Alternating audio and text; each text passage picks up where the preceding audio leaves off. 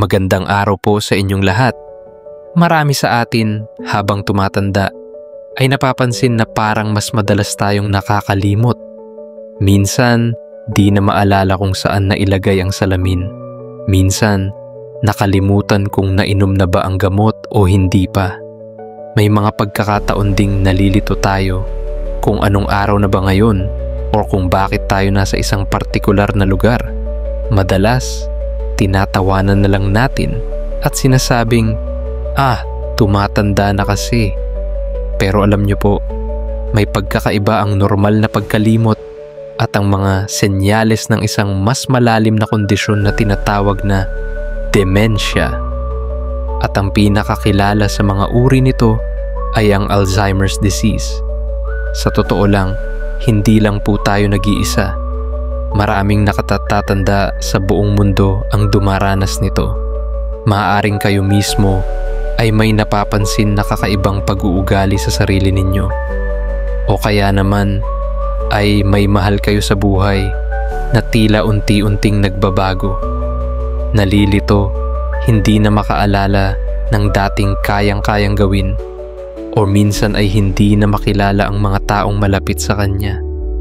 Ang layunin po natin ngayon ay hindi para manakot, kundi upang magbigay linaw at tulong.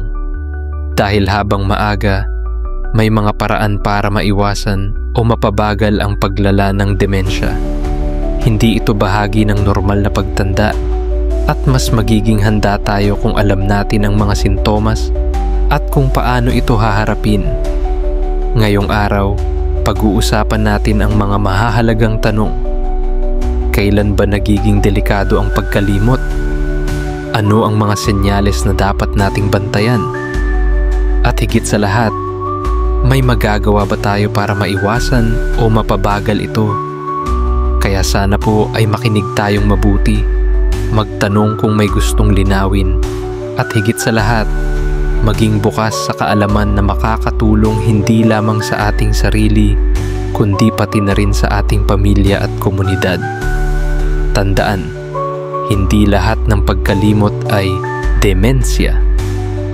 Bilang mga nakatatanda, normal lang po ang paminsan-minsang pagkalimot. Natural po sa ating edad ang makalimot ng ilang detalye, tulad ng kung saan natin nailagay ang susi o kung anong araw ngayon. O kahit minsan ay malimutan natin ang pangalan ng isang bagong kakilala. Ito po ay bahagi lamang ng normal na pagtanda. Pero, kailan nga ba natin dapat simulan ng mag-alala? Kailan ba nagiging senyales ng demensya ang simpleng pagkalimot? Ang demensya ay hindi basta-basta pagkalimot lang. Isa itong seryosong kondisyon ng utak na unti-unting naaapektuhan ang memorya, pag-iisip at pagkilos ng isang tao. Maaari nitong baguhin hindi lamang ang ating gawi, kundi pati ang ating pagkatao at relasyon sa mga mahal natin sa buhay. Narito ang mga senyales na hindi na normal at maaring senyales na ng dementia o Alzheimer's disease. Pagkalimot sa mga bagong impormasyon. Isa sa pinakaunang palatandaan ng dementia o Alzheimer's ay ang madalas na pagkalimot ng bagong impormasyon. Karaniwan sa pagtanda ang makalimot ng ilang bagay, tulad ng kung saan inilagay ang salamin o kung anong araw na ngayon. Ngunit kapag ang pagkalimot ay palaging nangyayari at nakakaapekto na sa araw-araw na buhay, dapat na itong bigyang pansin. Halimbawa, kapag may bagong ipinakilalang tao at nalimutan agad ang pangalan, kahit ilang ulit nang ipinakilala, maaring senyales na ito ng problema sa memorya. Ganito rin kapag may sinabi o ipinaalala ang isang kausap, ngunit makalipas lamang ang ilang minuto ay tila hindi ito naalala o para bang hindi narinig. Hindi ito simpleng ulyanin lamang, kundi maaring senyales na nahihirapan na ang utak sa pagproseso at pag-imbak ng bagong impormasyon. Sa mga may demensya, mabilis nang nawawala ang bagong natutunan, samantalang ang mga alaala mula sa kabataan ay mas matagal pang nananatili. Kaya minsan, mas naaalala pa nila ang mga nangyari 40 taon na ang nakaraan kaysa sa kinain nila kaninang umaga.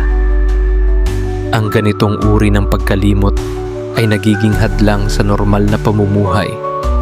Kapag ito ay napabayaan, maaari nang hindi maalala ang mahahalagang bagay gaya ng pag-inom ng gamot, pagpunta sa tamang lugar o pag-alala sa pangalan ng sariling anak.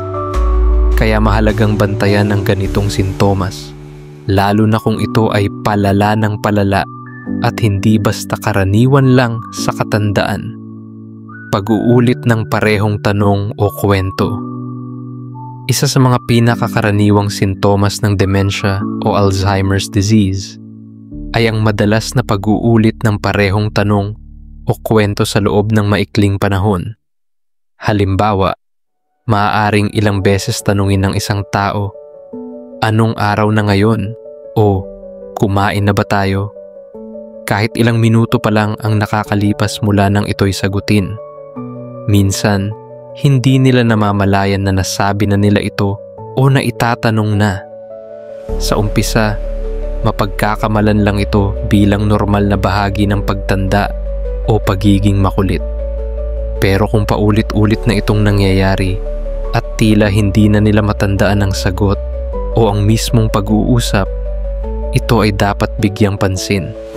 Kapag hindi na nila naaalaala ang mga bagong impormasyon, kahit ilang ulit na itong ipinaliwanag, maaaring ito ay senyales ng pagbabago sa utak na may kinalaman sa memorya. Ang ganitong pag-uulit ay hindi dahil sa panlalandi o pagkainip. Ito ay dahil nahihirapan na ang utak nilang itago o iproseso ang bagong impormasyon. Kaya kahit nasagot na ang tanong, parang hindi ito nakapasok sa memorya nila. Bukod sa mga tanong, maaari rin silang paulit-ulit magkwento ng parehong karanasan. Halimbawa, ikwento nila ang araw ng kasal nila o isang lumang alaala ng ilang beses sa iisang upuan. Mahalaga na huwag silang pagalitan o pagsabihan ng "Naitanong mo na yan" dahil hindi nila ito sinasadya. Mas makakatulong ang pasensya, pangunawa at mahinahong pagsagot kahit papaulit-ulit ito. Ito rin ay isang babala para sa pamilya na kailangang mas mapagmasid at kung kinakailangan, kumonsulta na sa doktor upang ma-diagnose at matulungan ng maaga. C. Pagkalito sa oras, araw, o lugar. Isa sa mga pinakaunang senyales ng demensya ay ang pagkalito sa panahon at lugar, kahit pamilyar ito sa isang tao. Halimbawa, ang isang matanda ay maaaring hindi na matandaan kung anong araw na, anong buwan, o kung anong taon. Sa simula, maaaring maliit na bagay lang ito, tulad ng pag-aakalang Lunes pa lang kahit Biyernes na. Pero kalaunan, maaari nang hindi nila matukoy kung anong taon na sila nabubuhay o kung ilang taon na ang lumipas mula sa isang importanteng kaganapan sa kanilang buhay. Minsan, nalilito rin sila kung nasaan sila kahit sa loob ng sariling bahay. Maaring gumising sila sa kwarto nila pero bigla silang malilito at tatanungin, "Nasa bahay ba ako?" "Oh, bakit ako nandito?" Sa mas malalang kaso, maaari silang maligaw sa lugar na araw-araw naman nilang dinadaanan, gaya ng palengke, simbahan, o bahay ng kamag-anak. Ang ganitong klase ng pagkalito ay hindi lamang nakalilito para sa kanila. Nakakatakot din ito, lalo na kung sila ay naglalakad mag-isa. Ang utak ay tila nawawala sa pagkakasunod-sunod ng mga kaganapan at hindi na matukoy kung ano ang kasalukuyan, ano ang nakaraan, at ano ang wala na sa lugar. Hindi rin nila laging matandaan kung anong oras na ba dapat silang kumain, matulog, uminom ng gamot, o gumising. Kaya napakahalaga ng mga routine at schedule para sa mga matatandang may ganitong sintomas upang matulungan silang bumalik sa normal na takbo ng araw. Kapag hindi ito naagapan, maaaring humantong sa mas malalang kalituhan, depresyon, at maging aksidente. Kaya kung mapapansin ng pamilya o kaibigan na ang isang senior ay madalas maligaw, malito sa oras, o hindi na matandaan ang araw, mainam ng kumonsulta sa doktor. Maaga pa lang, mas maganda nang mabigyan ng atensyon ng ganitong uri ng senyales upang mapabagal ang paglala at mabigyan ng tamang suporta. D. Hirap sundan ang mga direksyon o simpleng gawain. Isa sa mga senyales ng demensya ay ang unti-unting paghina ng kakayahang sundan ang mga dating simpleng utos o gawain sa pang-araw-araw na buhay. Halimbawa, kung dati kayang-kayang magluto ng paboritong ulam, ngayon ay nalilito na sa mga hakbang, nakakalimutan kung ano ang unang ilalagay, o nalilito kung patay na ba ang kalan. May pagkakataon ding mahirapang sundan ang simpleng direksyon tulad ng pumunta ka sa kanan tapos sa may asul na pinto, pero hindi na ito maisip ng maayos o nagiging balisa sa pagsunod. Minsan, pati paghawak ng mga gamit gaya ng remote control, cellphone, o kahit pagbubukas ng gasera ay nagiging mahirap, parang bago ulit sa pakiramdam. Ito ay hindi dahil sa katandaan lamang, kundi dahil sa epekto ng demensya sa bahagi ng utak na namamahala sa memorya at sequence o pagkakasunod-sunod ng mga gawain. Dahil dito, maaaring mapansin ng pamilya na humihingi na ng tulong sa mga gawain na dati ginagawa ng mag-isa. Sa iba, nagiging dahilan ito ng hiya o pagkalito, kaya mahalagang palibutan sila ng pasensyoso at maunawaing mga tao. Ipagbabago sa ugali o personalidad, isa sa mga hindi agad napapansing senyales ng demensya ay ang unti-unting pagbabago sa ugali o asal ng isang tao. Maaaring ang isang taong dati ay masayahin, palabiro o mahilig makihalubilo ay bigla na lang nagiging tahimik, iritable, mainitin ang ulo o ayaw na makisalamuha sa iba. May ilan ding bigla na lamang nagiging balisa o kinakabahan kahit wala namang dahilan, o napapansin ng pamilya na mabilis silang ma-stress sa simpleng bagay. Ang ganitong pagbabago ay hindi basta dahil sa mainit lang ang ulo o tumatanda na kasi. Kadalasan, ito ay senyales na may nangyayaring pagbabago sa utak. Ang mga bahagi ng utak na kumokontrol sa emosyon at pagdedesisyon ay apektado na, kaya't nagiging pabago-bago ang damdamin at kilos. May iba pang halimbawa. Ang isang taong dati ay malinis sa katawan ay biglang ayaw ng maligo o magsuklay. Ang dating mahinahon ay biglang nagagalit o nagsasalita ng hindi karaniwan. Minsan, nagiging mapaghinala rin sila. Iniisip na may nagnanakaw o sinasaktan sila kahit wala naman. Mahalagang bigyang pansin ang mga pagbabagong ito dahil madalas ito ang unang napapansin ng pamilya, lalo na kung wala pang malinaw na problema sa memorya. Sa pamamagitan ng maagang pag-unawa at pagtingin sa ugali ng ating mga mahal sa buhay, mas maagapan natin ang mas malalim na mga sintomas ng demensya. Mga paraan para maiwasan o mapabagal ang demensya. Bagamat walang lunas ang Alzheimer's disease o iba pang uri ng demensya, maraming paraan para mapabagal ang paglala nito at mapanatili ang kalinawan ng isipan. Lalo na kung maagapan, malaking bagay ang tamang pamumuhay sa pangkalahatang kalusugan ng utak. Narito ang ilang mabisang paraan. 1. Ehersisyo para sa katawan at isipan. Ang regular na pisikal na aktibidad ay hindi lang nakakatulong sa katawan, kundi pati na rin sa utak. Ayon sa mga pag-aaral, ang simpleng paglalakad araw-araw ng 30 minuto ay nakakatulong sa mas maayos na pagdaloy ng dugo sa utak na mahalaga para sa memorya at pag-iisip. Hindi kailangang mabigat ang ehersisyo. Sapat na ang maglakad-lakad sa paligid, mag-inat sa umaga, o mag-garden. Bukod dito, mahalaga ring sanayin ang utak, magbasa ng dyaryo o libro, magsulat ng journal, magsudoku, o maglaro ng memory games. Sa simpleng paraan, napapanatili nating aktibo ang ating isipan. Ikalawang, kumain ng masustansyang pagkain. Ang pagkain ay may malaking epekto sa kalusugan ng utak. Ang tinatawag na brain-friendly diet ay binubuo ng pagkaing mataas sa omega-3 fatty acids tulad ng isda, eji, bangus, sardinas, tuna, mga mani, eji, walnuts, at mga gulay at prutas.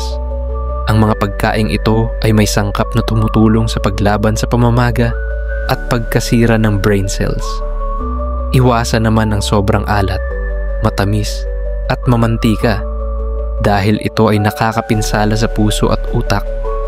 Tandaan, kung mas sustansya ang kinakain ng katawan, mas malusog din ang pag-iisip. 3, makihalubilo at makipagkwentuhan. Marami sa mga matatanda ang nagkakaroon ng kalungkutan o depresyon na isa rin sa mga risk factor ng demensya. Kaya mahalagang patuloy na makihalubilo sa ibang tao, lalo na sa mga kaibigan, kapamilya at kabarangay. Ang simpleng pakikipagkwentuhan araw-araw ay nakakatulong na panatilihing aktibo ang utak at emosyon. Makakatulong din ang pagsali sa mga grupo ng senior citizens, simbahan o kahit palengke. Anumang lugar na may koneksyon sa iba. Ang pagiging malapit sa ibang tao ay nagbibigay ng saya, suporta at mas malinaw na isipan. 4, na sapat na tulog at iwas sa stress. Ang tulog ay mahalaga sa ating kalusugan. Ito ang panahon kung kailan nagpapahinga at nag-aayos ang ating utak. Kung kulang sa tulog, mas nagiging makalimutin tayo, iritable at mabagal mag-isip. Kaya dapat tiyakin na may sapat na 6 hanggang 8 oras na tulog bawat gabi. Iwasan ang pagpupuyat o panunood ng TV hanggang hating gabi. Bukod sa tulog, iwasan din ang labis na pag-iisip at stress. Subukang magkaroon ng mga relaxing activities gaya ng pagdarasal, pakikinig sa musika, paglalakad sa umaga, o pakikipagkwentuhan sa pamilya. Ang payapang isip ay mas matalas na isip. 7 araw na magpatingin at magpakonsulta kung kailangan. Ang pinakamahalaga sa lahat, huwag matakot magpatingin sa doktor. Kung nakakaramdam na ng mga senyales ng demensya gaya ng matinding pagkalimot, pagbabago ng ugali, o pagkalito, huwag ikahiya ito. Ang maagang pagpapatingin ay makatutulong upang maagapan at matulungan kayo ng maayos. May mga gamot at therapy na maaaring makatulong sa early stages ng demensya upang bumagal ang paglala nito. Minsan, ang ibang sintomas ay dulot lang pala ng kakulangan sa bitamina, depresyon, o ibang sakit, kaya mas mainam na ito ay masuri ng eksperto. Konklusyon, ang pag-alala ay isang mahalagang kayamanan na hindi dapat natin ipagwalang bahala. Habang tayo ay tumatanda, natural lang na may mga pagkakataong nakakalimot tayo ng mga maliliit na bagay. Ngunit kung ang pagkalimot ay nagsisimulang makaapekto sa pang-araw-araw na buhay, maaaring ito na ang unang palatandaan ng demensya o Alzheimer's disease. Mahalaga na maging mapagmatsyag tayo sa mga pagbabago sa ating sarili at sa ating mga mahal sa buhay. Hindi ibig sabihin na kapag tayo ay tumanda, ay kailangan na nating tanggapin agad ang pagkawala ng ating memorya. Sa katunayan, maraming paraan upang mapanatiling matalas ang ating isip at mapabagal ang paglala ng mga sintomas. Ang simpleng paglalakad araw-araw, pagkain ng masustansyang pagkain, paglahok sa mga aktibidad kasama ang mga kaibigan at pamilya, at sapat na pahinga ay ilan lamang sa mga hakbang na makatutulong upang manatiling malusog ang ating utak. Higit sa lahat, mahalaga ang ating pananaw at pag-uugali. Ang pagiging positibo sa buhay, pagtanggap ng tulong kapag kailangan, at ang pagtangkilik sa mga mabubuting gawain ay nagbibigay ng lakas at pag-asa. Hindi tayo nag-iisa sa laban na ito. Maraming organisasyon, doktor at komunidad ang handang tumulong upang tayo ay gabayan at suportahan. Kaya naman, huwag tayong matakot humingi ng tulong at alamin ang mga tamang hakbang upang pangalagaan ang ating kalusugan pangkaisipan.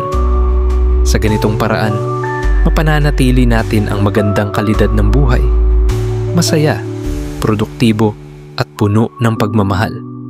Tandaan natin, ang bawat araw ay pagkakataon upang alagaan ang ating isipan, katawan at puso, at ang ating mga alaala ay patuloy na magiging bahagi ng ating kwento na maipapasa sa susunod na henerasyon.